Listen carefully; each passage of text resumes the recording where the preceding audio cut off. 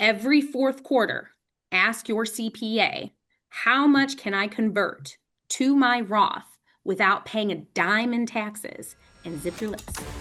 Hi, I'm Tim Bratz, and every week I sit down with the top influential entrepreneurs in the country to discuss how to leave a true legacy in all things happiness, health, wealth, and wisdom. This is the Legacy Podcast. Hey guys, welcome to the Legacy Podcast. I am your host, Tim Bratz. I have my good friend Amanda Holbrook here with Specialized Trust Company, and we are going to do a three-part series diving deep into all the different accounts that you can have at a self-directed custodian like Specialized Trust Company. So a lot of times, like we've had Amanda on before, we'll actually link to her backstory and some of the conversations we've had in the past that give kind of like a high level overall overarching idea on what these self-directed retirement accounts and self-directed, not just retirement accounts, but all self-directed accounts can look like. And I think a lot of times we hit on the high level stuff because it can be too much. And so what we thought would be really cool would be let's break it down into three different segments. And that's what we're going to do. We're going to focus on personal accounts like a self-directed Roth IRA in this episode. Next week, we'll be talking about some of the specialty accounts, right? Some of the ones that maybe you don't hear of or aren't as active with, like Coverdell Educational Savings Account, a CISA, or an HSA, a health savings account. These are things that you can put money into that would pay for college expenses and pay for healthcare expenses in a tax-advantaged way. So we'll dive into that next week. And then the following week, we're gonna pour into small business accounts like your SEP IRAs and these retirement plans that you can offer as a small business owner for yourself and start really loading a lot of cash in. Even though you don't have the 401k corporate job, it's a great way as a business owner to be able to pour money into a retirement account, have it tax advantaged, have it either tax advantaged when it goes in or have it grow tax advantaged when you take it out, and all the different ways to benefit from that. And then we're going to go through a couple different strategies on how to grow these accounts each week as we go forward too. So Amanda, thank you for being here. Thank you for having me. I'm excited. Break it Yeah. down. You know, I'm a big old nerd on this stuff. I love it. I love it. You always bring great energy. So I'm fired up to dive in. And again, get granular. I want to really talk about the nuances, the differences, like maybe who it's not good for, who it's ideal for, and Sure. and really direct folks as they're trying to make a decision on, is this an account that I want to open up? What does that look like? So let's start out talking a little bit about high level, what is a self-directed custodian, right? And let's Sure. talk generally what would qualify for self-directed accounts. Sure. So a self-directed custodian, guys, is we hold all types of retirement accounts. But what makes us a truly self-directed, in the terms passive custodian, is we're not here to sell you investments. We're the platform the IRS says that you have to invest in anything outside of the stock market inside these accounts. Okay. So everyone always asks, well, why is it structured that way? Blah, blah, blah, blah. I mean, the real pointed answer, Tim, is basically the IRS says you have to have a platform like us if you want to take those tax-free funds from, XYZ bank institution and get them over here and invest in what you know. Point blank. Love it. Mic drop. And so and so what this is like, you don't have to have an account with Vanguard. You don't have to have an account with Schwab. You don't have to have your account with the big institutional, Correct. money managers. You have the ability to self-direct, to self-manage your own investments. But in order to do that, there needs to kind of be this arm's length approach, and you need a custodian like Specialized Trust Company. And Specialized Trust Company does not tell you where to invest your money. It does not give you investment advice. All they do is they act as the custodian for compliance purposes for you to be able to manage your own money. And when you tell them to wire it to go and buy this stock or to buy this property or to buy whatever else alternative assets that you want to invest in, they take that, they make sure that all the paperwork's clean and clear and compliant, and then they transfer the funds, right? And it's a very simple process in that regard, and they act as like a liaison on your capital. Did I Correct. mess anything up there? No, that was perfect. You the boss. Awesome. So, so that is why specialized trust company and self-directed trust companies exist. Exist. So let's talk about the easy one, and the one that comes up a lot is the Hmm. Roth IRA. So a Roth IRA is a post-tax investment, Hmm. right? So Correct. if you make X number of dollars and you have earned income, then you can contribute to a Roth IRA. It's after tax contributions, but then it grows tax free. Tax free. You did it. You nailed it. All right. So give a little bit more explanation on why Roths are awesome accounts. Yeah, so and Roths grow, I mean, tax free, right? They are, and when they're growing and they're compounding, you guys, this is, I mean, even Einstein said, compounding interest is like, the seventh wonder of the world, eighth wonder of the world. Okay. So that is the environment that a Roth offers you. So I want to debunk a myth here too, because since there's income limits, right, for what you can put into a Roth. So for 2026, it's 7,500 a person. Okay. So if you have a heartbeat, earned income, social security number, you can pop in 7,500 bucks, And it was and 7,000 in 2025, correct. 7,500. And by Yes. the way, if you didn't make a 2025 contribution, can somebody still do that if they haven't filed their taxes Yes. yet? Yes. So you have a double dip window, meaning you have until April 15th of 26 to get money into a Roth for 25. Okay. If you're over 50, you throw in an extra $1,000. Okay. So you can do an extra grand. So come January 1, we're in 26 now. Oh, crap. What can I get into my Roth IRA? Well, you get to, like, do you remember the Double Mint commercial? I always joke and say, double the pleasure, double the fun. Like you can double your contribution. I know, so corny, but we have to have fun in retirement accounts, you guys.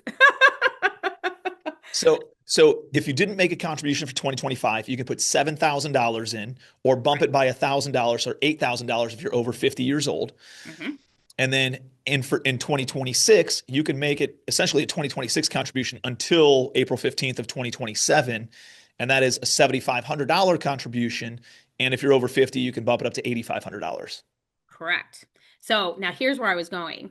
Some of you, and I have this conversation often, it's like, hey, I met with my CPA and they told me I make too much money for a Roth.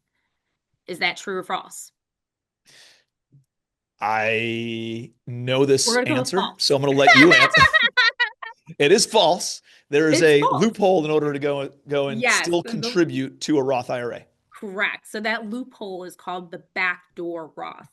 So since 2010, regardless of your income, you can take money from a traditional, and the technical term is convert it over to a Roth IRA. Okay. That is called the backdoor Roth. If you listen to podcasts, etc., you may hear the term, "Ooh, we got a backdoor Roth or a mega backdoor Roth." That's all that means. So anybody, regardless of income or age limits, can have a Roth IRA. So if you're older, there's something looming for you if you're older and listening to this. At 73, there's a knock on the door if you're in a tax deferred account, and that is RMD, required minimum distribution. So they start making you take money out of, and I mean, this is a crass way of thinking about it, but it's true. If you have money in a tax deferred account and you're still alive, Uncle Sam's going to start forcing you to take some of that out so he gets to make some money off of you. I know, Mm, kind of morbid, but I mean, when you think of it, that is what it is. mhm. Guess when you have a Roth? Do you hear that, Tim? Neither Nothing. do I, because there's no knock at the door ever. Love it. So no R&D. So So go ahead. no, I was gonna go the other direction, but you go ahead. go the other direction. Go the other direction. I have a couple questions, and I want to get some more clarity on a few things too. But Sure. So let's go to the other age spectrum, right? Let's go to our kids. Can kids have Roth IRAs? my kids do. Yes, they do. Okay. How? I pay them for being models and being in social media videos and creating content around them. And they're involved in a lot of the content creation and the real estate side of things. So Penelope's out there, trying to buy her own first She works rental. hard for the She's money. been, yeah, exactly. She's been on the podcast. Hudson is along for the ride. Annabelle is a day in the life all the time. And so, yeah, I have them on a whole bunch of marketing material and stuff. And so we pay them as a model. Yes, and that is a legit strategy. Again, I'm not a CPA, but if you're a business owner or even a side hustle business owner, start paying your kids, if only for that reason. Yes, it helps you on your taxes immensely, but get money in that tax-free vehicle.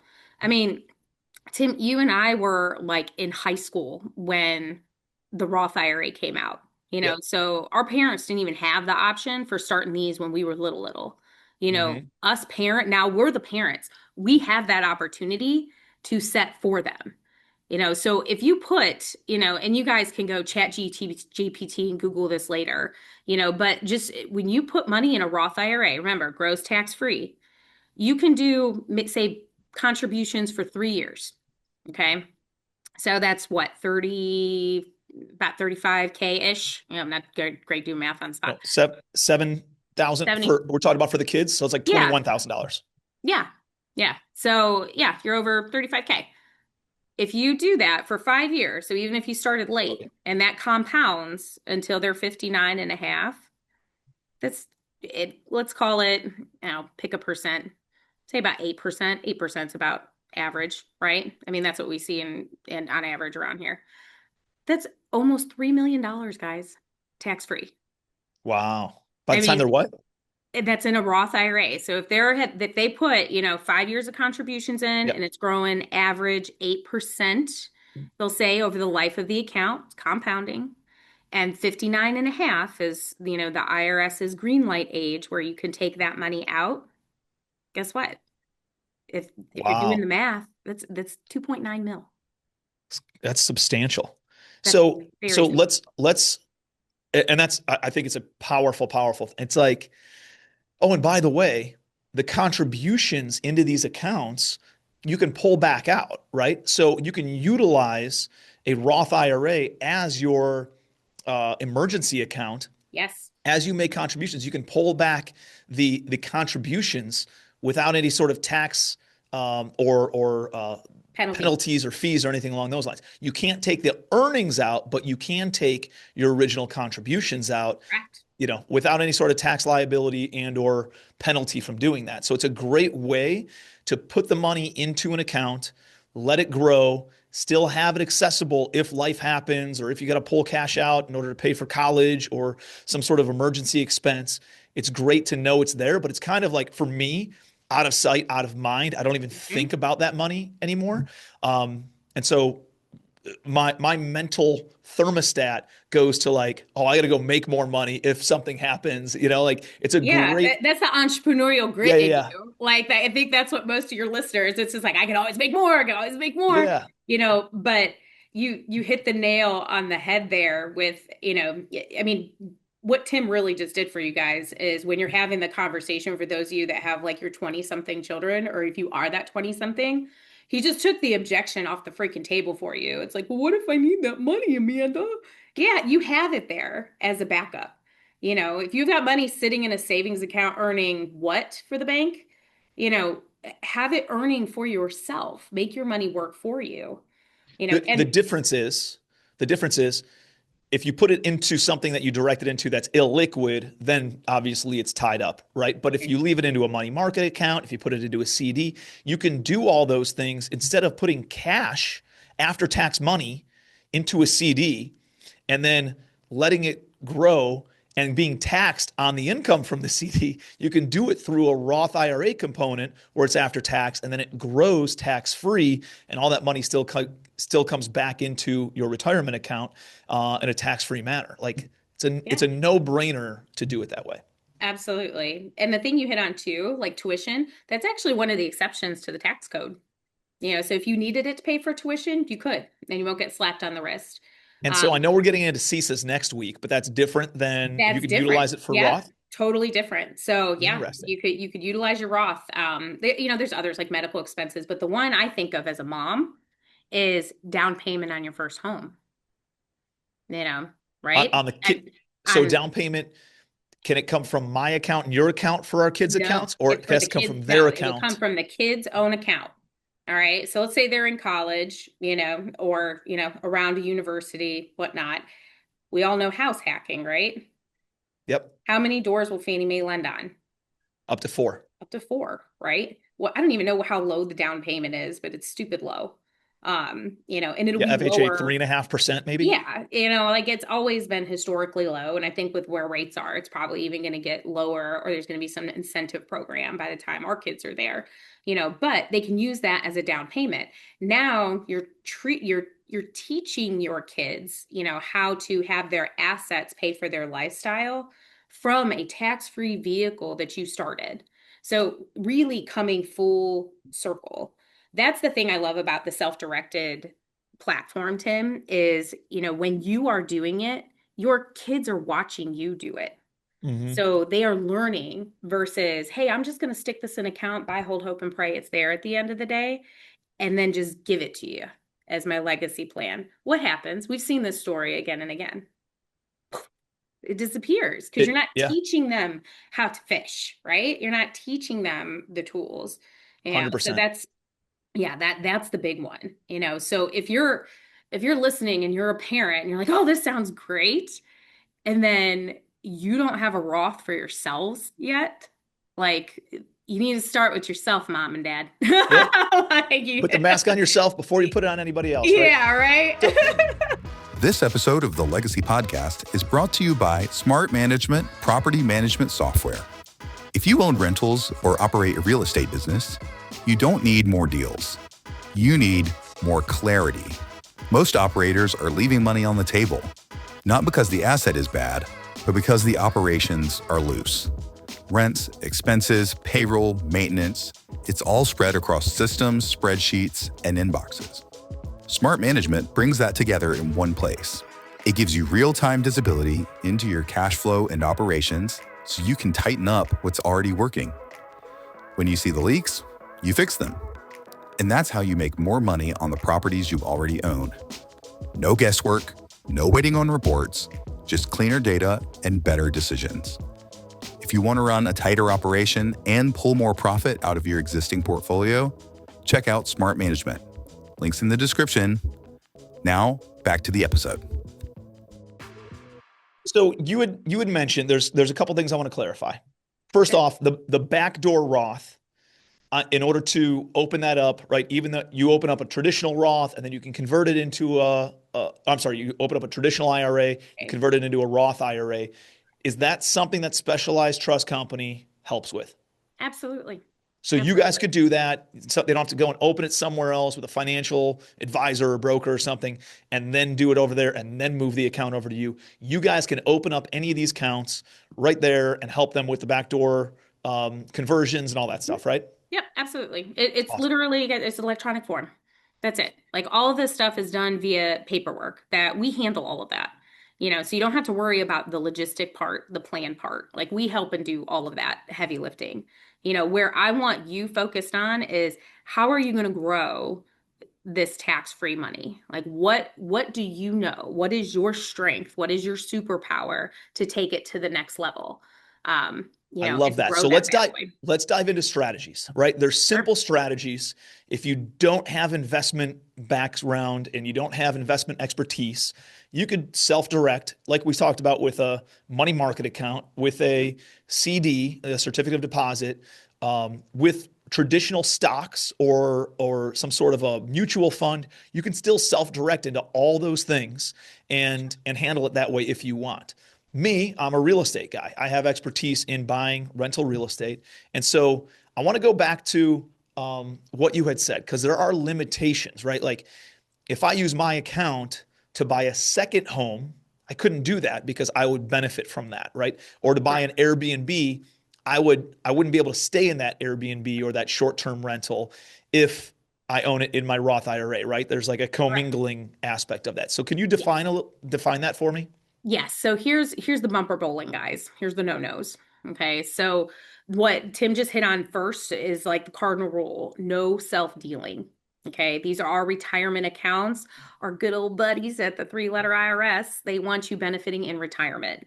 So yes, can you do Airbnbs? Absolutely, in your account. Can you stay in them personally? No, because you're What if benefiting somebody today. pays like market rate? Nope, Still no. nope, Okay. no. You want to keep that an arm's length. And, there's always going to be that listener. It's like, how will they know, Tim? I don't know how they know, but they know everything. You talk and it comes up in your feed.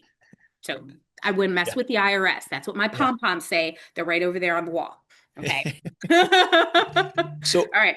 what about investment property, right? Can I buy an investment property and then am I allowed to personally work on it? Am I allowed to personally manage it? Let's say I had enough money for a down payment on a house and I got seller financing, right? Because I assume most lenders aren't going to lend to an IRA in that capacity. But if you got seller financing, you could put the down payment down, Yep. seller financing, and then what? You have to put it with a management company? Yes, ideally you want it with a management company, because there's no sweat equity. That's self-dealing. You're improving the value from, your sweat equity right there. So now this is a question I got, can I manage it? And there's some, even though if you talk to anybody that has a portfolio, third-party property management is worth its weight in gold, and it's probably your best bet. But there are some, one-man armies, they're like, yeah, I want to manage it. I want to just make sure. You can't compensate yourself though. They have to You pay the cannot IRA. compensate You yourself. You're not cannot allowed to take any compensate management yourself. fee No, of that like sort. just So like if you're every an dollar agent has to and go you back sold in. that house and it happened to, be an investment property in your account, you're not taking commission because you're benefiting outside of the IRA from what your account is doing. And you can see how that can be a fine line, guys. So Mhm. it's always better to have that third party property management. And there's so many automations and systems. And I know, when you get to like smaller commercial, you have an on-site manager. Those are all things that you can do. You can mirror right within your account. Um, Kind of going with the bumper bowling, since we're talking family, okay? The family tree, everyone has drawn this out at some elementary school project, okay? Think of the trunk, you guys. You, your spouse, parents, grandparents, children, grandchildren. So everybody up and down. You cannot do business with each other's IRAs. So, Tim cannot take his IRA and lend it to Penn, or buy a rental property and she live in it when she's in college. That's Mhm. not going to work, the up and down. Now, side to side, thumbs up. Brothers, sisters, aunts, uncles, cousins, nieces, nephews, as long as you all get along, y'all want to do business with your IRAs, lend to each other, that's okay. All right. Now, here's the creative part. Can I get creative? Permission to get Yes. creative? Let's hear it. Okay. We're doing this for legacy, right? We don't do this just for ourselves or to put a gold star in your Roth IRA chart because we all know you have them. Joking. Um, you can partner accounts together. So that is completely allowed. So I get the So question a let's say lot. your kids are, you've been contributing to your kids' accounts for 5 years. You got 35 grand plus in each of those accounts. You've got three kids, right? I have three kids. Now I have $105,000, whereas one of them might not be able to buy a house, but with $100,000, I can pool their accounts together. We can go buy a property for 150 grand or 200 grand or whatever with some seller financing or some sort of creative terms, put some Mhm. money down, make some improvements to it, managed by third party, and that's all good to go. Even though they're all, Yeah, um, they're and all I can separate contribute accounts. mine in there too, right? Yeah. So even though we're linearly related, the kids and mine, they can all pool together and we can go and invest in some properties or businesses together. Correct. And what makes that compliant, Tim? It's how you solve every deal structure strategy. Hey, I don't have enough money. What do I do? But I want to do the deal, right? We've all been there. Okay, well, you go find some partners. Can your partner accounts? Yes. What makes it compliant? It's not commingled. Your percentage of that piece of the pie, your chunk, your return is based on the amount that you put in, And it right? always has to be in proportion to that, correct? Proportion, yes, that is the key. But everyone, I think there's a big limiting belief there, and I hear this all the time. "Oh, I can only put 7,000 in this account. What the heck do I do?" Well, first, step number one, get out of your own way. You're not being creative enough. Sorry if that's harsh. But you're not listening to the right folks. You need to think more creatively. you can partner. Like, I'll give you an example. Here's a cool one that we just did. I have a couple, you actually know, I believe, I'm not going to say names, but they had an inheritance situation, own companies, etc. So what, the matriarch that passed really wanted everything to go to the grandkids, but what pressure, right? No pressure, right? Want to make me mom proud. What do we do with this, this chunk? So all of the grands are going to have Roth IRAs. There's 10 of them, big family. And they're all partnered. The structure they did was an LLC. Every grandchild owns, 10%, and then investing from there. Is that completely doable? Yes. Is that outside of the box? Absolutely. Are you going to hear this type of stuff from a traditional financial advisor? Likely not. So how did they make the contributions into Roth IRAs if the grandkids did they have active income? Were they old enough to have active Yeah. income? The Okay. key in that statement was the grandparents that are now orchestrating all of this, they're business owners, and they do use their kids, all of their grandbabies, in all of their marketing.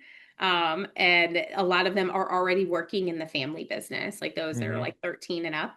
It's been a generational thing already. So it was a very much no brainer, completely blessed by the CPA, the trust attorney that they worked with was like, that's so creative. Yep. So it's that's a big full circle, like warm and fuzzy, especially when you get like the members of your financial team all in like, oh, that's so cool. But it all started with an idea, right? And getting Love it. creative. Love it. What are some other myths around retirement accounts or specifically Roth IRAs that are out there that we can overcome right here, right now with this conversation? The biggest myth is just, I can't have one. And I hear this a lot from those that are retiring.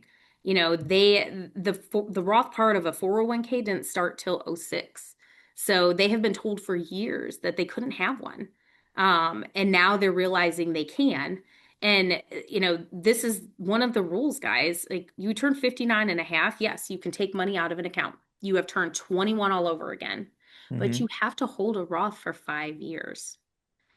So I think I wouldn't call it a myth, but I think that's one of the things that's missed a lot. So if you're listening and you're 55, or even in your 50s period, and you haven't started a Roth, even if you have no plan for it whatsoever, throw $1,000 in there. That's your minimum contribution here, and get the clock started. Hmm. Um, because being able to take money out tax free in retirement is beautiful, because otherwise your whole nest egg, if you've got $1 million by the time you retire at 59 and a half and it's all tax deferred in your 401k or pension, you don't really have $1 million. I mean, you maybe have 600 to 700K in there. So let's talk about a couple of the things that you just hit on. One is an inherited IRA. What happens to the IRA if you can inherit it, right? Like, and it's got to be live for 5 years. And there used to be this legacy IRA kind of a thing where younger Mm. generations could inherit an IRA and take the money out immediately, but it's got to be dispersed now, right? There's some additional So there compliance pieces is. there. Yeah. So when they passed the Secure Act, Tim, that kind of put the kibosh on the legacy IRA. So what the legacy IRA was, guys, when you inherit a Roth IRA, it's still tax free for your heirs to withdraw. You can't put any of your own money in it, but you can keep investing with it. You can withdraw from it. So tax free early retirement So to as the long as you can grow beneficiaries. it, you can grow the account to be Exactly. larger as long as the investments grow, but you And can't make contributions into it. correct. Yes. And that's any inherited account. But what they did was there used to be no time limit. Now there's a 10-year rule. You have to Meaning you take got to it pull all all the out. money out within 10 years. Yes. Is there a So minimum distribution or is that just you can let it keep on compounding for 10 years and then you got to pull everything out? correct. And that's okay if it's a Roth, because that's not going to hurt you tax wise. What happens when you inherit, a $3 million traditional account? Hmm. You got to figure out how to get that money out of there within 10 years. Mm. Holy tax strategy, especially if you weren't taught the tax strategies that the person that passed, had practiced. So this is why we're chunking this stuff down, guys. So kudos to Tim for, kind of going into the deep dive, because this is usually the meat and potatoes we get into on one-on-ones. So here's one of the things that I did being a real estate owner. I bought a bunch of properties. I had a net loss of several $100,000 early on. And I had this 401k account with 150 grand in it or something like that. Mhm.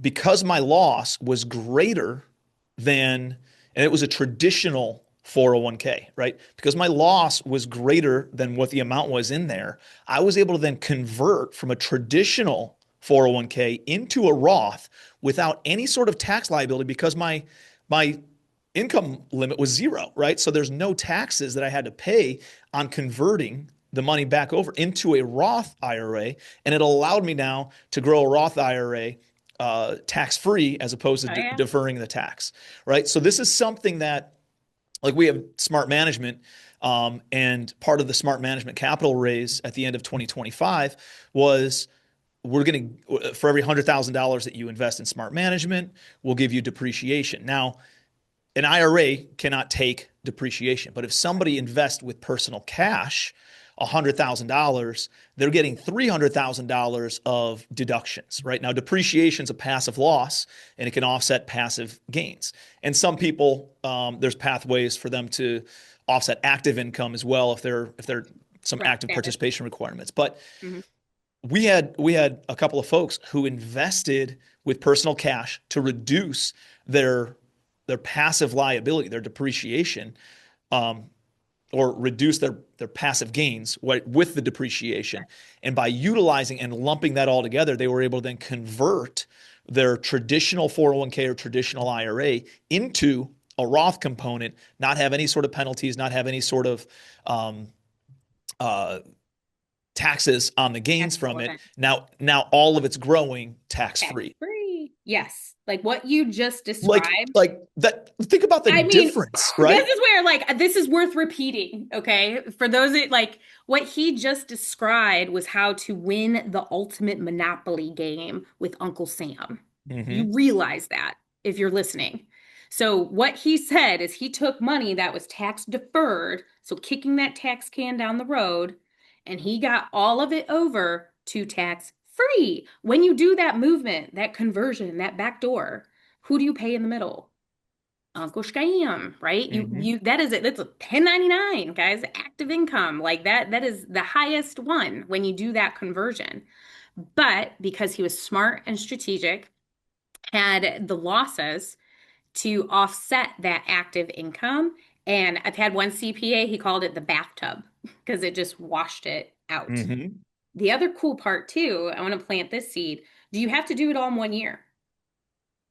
What if you only got a Do little you? bit here and there? No, you can do partial too, right? Yeah, it's called laddering. You do a little bit every year, every single year. If you take one nugget away from this talk, every fourth quarter, ask your CPA, how much can I convert to my Roth without paying a dime in taxes? And zip your lips. Love it. Let them figure out the number. And whatever that number is, I don't care if it's 500, 5,000, 500,000, do it because that is winning the Monopoly game. You went from kicking the tax can down the road to never paying a dime in taxes, not only on the principal, but all future games forever in perpetuity. I mean, this Forever. makes hundreds of thousands of dollars of difference, if not millions of dollars, to everybody's net worth who's watching this and listening to Yeah. this. This is a massive personal finance play that I don't think we've discussed ever on Mhm. this I don't podcast. think we So either. it's I got it's one more powerful. ad. One more ad. Yeah. Did you know you can do it in kind? What does that mean? So when you do that conversion, it doesn't have to be cash. You can convert an asset.